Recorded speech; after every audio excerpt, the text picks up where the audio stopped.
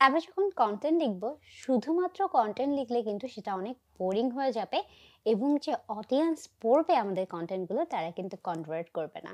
এর জন্য আমাদেরকে কন্টেন্টের মধ্যে এমন ধরনের ছবি ব্যবহার করতে হবে যা কন্টেন্টের সাথে রিলেট করে, এবং মাঝে মাঝে আমাদেরকে ইনফোগ্রাফিকও বানাতে হবে। আপনি হয়তো ভাবতে পারেন যে ইনফোগ্রাফিক বানাতে তো অনেক কষ্ট হতে পারে, তাই না? কিন্তু আজকের লেকচারে আমরা সেটাই শিখবো যে কিভাবে আমরা সহজেই যে কোনো ছবি বা ইনফোগ্রাফিক্স বানিয়ে ফেলবো ক্যানভা ব্যবহার করে। চলুন আমরা শুরু করি।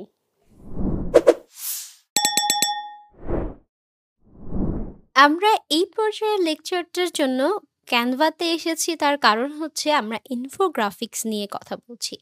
আমরা যদি একটু এক্সাম্পল দেখি, যেমন ধরুন বেস্ট কন্টেন্ট রাইটিং ইনফোগ্রাফিক্স, আমরা এটা সার্চ করি একটু গুগলে। সার্চ করার পরে আমরা এইখানে ইমেজ সেকশনটাতে গেলে দেখব যে অনেক ধরনের এখানে ইনফোগ্রাফিক্স আছে। যেমন হচ্ছে এখানে একটা আছে কপিরাইটিং টিপস। দেখেন, আমরা যখন সাধারণত কোনো ইনফোগ্রাফিক্স সার্চ করি, শুধুমাত্র ইনফোগ্রাফিক্সটা আসে এরকম না কিন্তু। তার সাথে যে ব্লগটার মধ্যে এটা লেখা আছে সেই ব্লগটাও কিন্তু আসছে। 10 tips for writing content that ranks, যেটা চলে এসেছে এখানে দেখেন। সো এই যে কনটেন্টটা আপনি যদি একটু দেখেন, এখানে বেসিক্যালি লেখাটার মাঝখানে এই বরাবর একটা বড় ধরনের ইনফোগ্রাফিক্স দেওয়া হয়েছে। যে ইনফোগ্রাফিক্সটা হয়তো উনি Pinterest-এও দিয়েছে এবং এখানে অ্যাড করেছে, এবং তেমন কিছুই এখানে দেওয়া হয়নি। ইনফোগ্রাফিক্সের মধ্যেই তার যত লেখা আছে সেই জিনিসটা সে এখানে দিয়ে দিয়েছে। এতে করে কি হবে দেখেন, এতে করে মানুষের জন্য এটা পড়াটা কনভিনিয়েন্ট হবে। রাদার দ্যান আমি একটা ব্লগ এখানে স্ক্রল করতে চলে গেলাম। কিন্তু আমি একটা ইনফোগ্রাফিক্স যখন দেখলাম, ইনফোগ্রাফিক্সের লেখাগুলো যখন দেখছি, তখন আসলে আমার কাছে কি মনে হচ্ছে, যে জিনিসগুলো আমি লেখায় এখানে ব্লগে পড়তে পারতাম, সেটা আমি এখানে দেখছি। 1, 2, 3, 4, 5, 6, 7, 8, 9, 10 সেই সেইম লেখাটা আমি এখানে দেখছি। এতে করে আপনার কনটেন্টগুলো আপনি সোশ্যাল মিডিয়াতে পোস্ট করতে পারছেন। পাশাপাশি আপনি এই কনটেন্টে দেখবেন যে অনেক মানুষ এখানে ট্রাফিক ড্রাইভ করে। কারণ হচ্ছে আমরা যখনই কোনো ইমেজ ব্যবহার করি, ইমেজগুলোর কোয়ালিটির উপরে ডিপেন্ড করে আপনার কতজন মানুষ পড়ছে। আমরা আবার আরেকটু সার্চ করি, এরকম কনটেন্ট রাইটিং দিয়েই সার্চ করি কনটেন্ট রাইটিং টিপস। সার্চ করার পরে আপনি দেখবেন এখানে অনেকগুলো ব্লগ আসবে আমাদের সামনে। তো আমরা ১ টা ২ টা ৩ টা ৪ টা ব্লগ ওপেন করি এখানে পাশাপাশি। সো এই ব্লগগুলো যখন আমরা ওপেন করব, এখানে দেখেন প্রত্যেকটা ব্লগের মাঝখানে আপনি মোটামুটি এই জিনিসটা খুব কমনই পাবেন যে তারা এই যে দেখেন এখানে পুরাপুরি একটা ব্যানার ইউজ করা হয়েছে, ব্যানার ইমেজ। তো এখানে দেখবেন ভিতরে মোটামুটি এখানে অনেক content elements of successful content writing, এটা একটা ইনফোগ্রাফিক্স এর মতো দেখেন।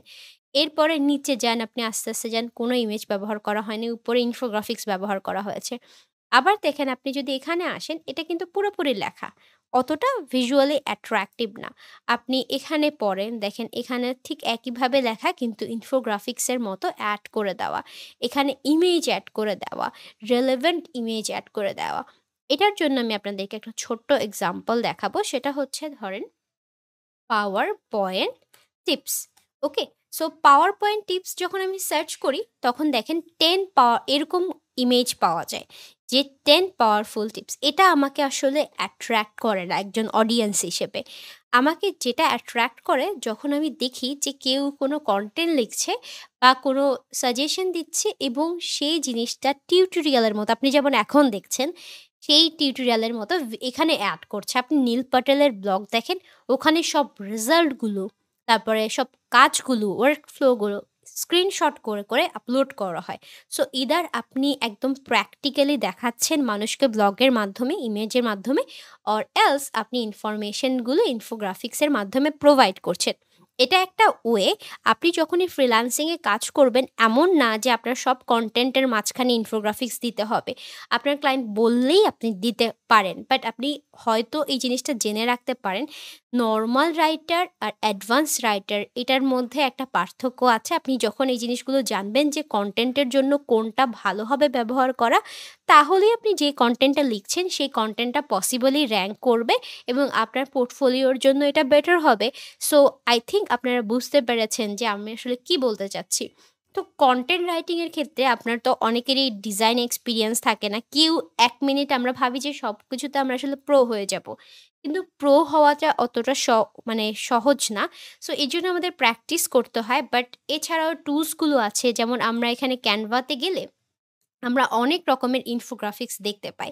টেমপ্লেটস এর মধ্যে আপনি অনেক ইনফোগ্রাফিক্স দেখতে পাবেন। সো এই টেমপ্লেটগুলো আপনি বেসিক্যালি ব্যবহার করতে পারেন যেকোনো ক্ষেত্রে হোক। এত টেমপ্লেটস আছে, আপনার জন্য আসলে কোনো কিছুতে কমতি পড়বে না।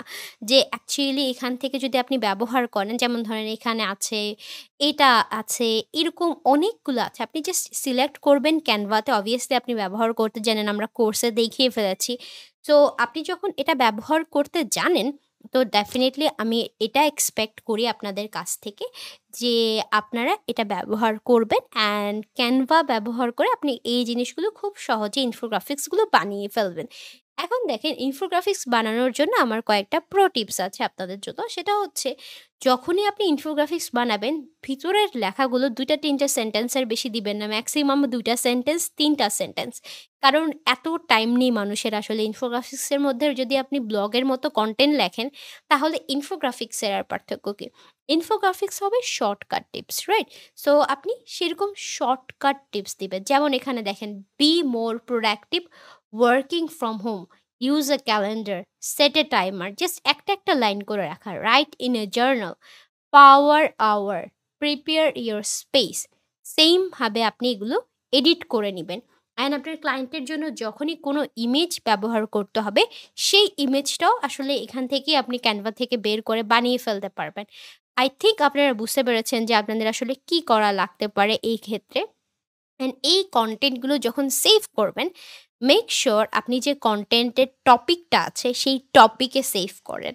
এবং অনেক সময় দেখা যায় যে আমরা কোনো কিছু, এখানে আমি আপনাদেরকে একটা ট্রিক্স দেখাই, যেটা আসলে অনেকেই করে না। আমরা ডাউনলোডসে যাই, ধরেন আমার কাছে এই ইমেজটা আছে, আমি প্রপার্টিজে গেলাম।